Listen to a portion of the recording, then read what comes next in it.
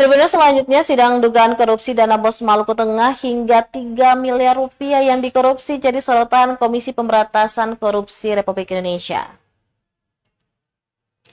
Kasus dugaan korupsi yang melibatkan mantan Kepala Dinas Pendidikan Maluku Tengah, Askam Twasikal, jadi sorotan Komisi Pemberantasan Korupsi RI. Dalam persidangan, nampak KPK merekam seluruh proses persidangan lewat tim rekam sidang atau court monitoring di ruang sidang pengadilan Tipikor pada Pengadilan Negeri Ambon, Kamis 12 Oktober 2023. Twasikal merupakan terdakwa kasus dugaan korupsi penyalahgunaan dana bantuan operasional atau BOS pada pendidikan Dinas Pendidikan dan Kebudayaan Kabupaten Maluku Tengah tahun anggaran 2020 hingga 2022.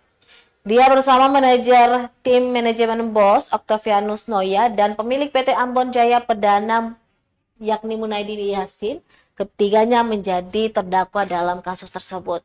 Dalam persidangan tersebut dipimpin Haris Tewa sebagai Ketua Majelis Hakim, didampingi Lutfi Al-Sakladi dan Agus Hairullah sebagai Hakim Anggota dengan agenda pembacaan dakwaan oleh Jaksa Penuntut Umum Junita Sayatapi. Sebelum memulai persidangan, Majelis Hakim menjelaskan kepada pengunjung bahwa persidangan ini akan direkam oleh KPK. Diketahui dalam dakwaan, JPU mengatakan para terdakwa dalam pengelolaan dana BOS telah melakukan penyalahgunaan di dua kegiatan pada tahun anggaran 2020 hingga 2021, yakni BOS afirmasi dan BOS kinerja. Bahkan ada beberapa item yang fiktif.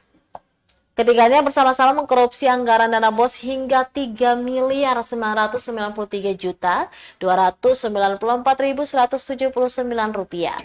Ketiganya selanjutnya didakwa pasal 2 ayat 1 junto pasal 18 ayat 1, 2, dan 3 Undang-Undang Nomor 31 Tahun 99 sebagaimana diubah dan diperbaharui dengan Undang-Undang Nomor 20 Tahun 2001 tentang tindak pidana korupsi junto pasal 55 ayat 1 ke 1 KUH pidana.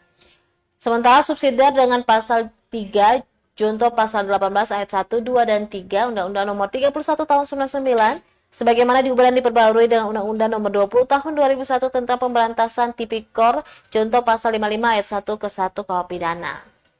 Atas dakwaan JPU, para terdakwa melalui penasihat hukumnya tidak mengajukan keberatan atau eksepsi. Sidang kemudian ditutup dan ditunda hingga pekan depan dengan agenda pemeriksaan saksi-saksi.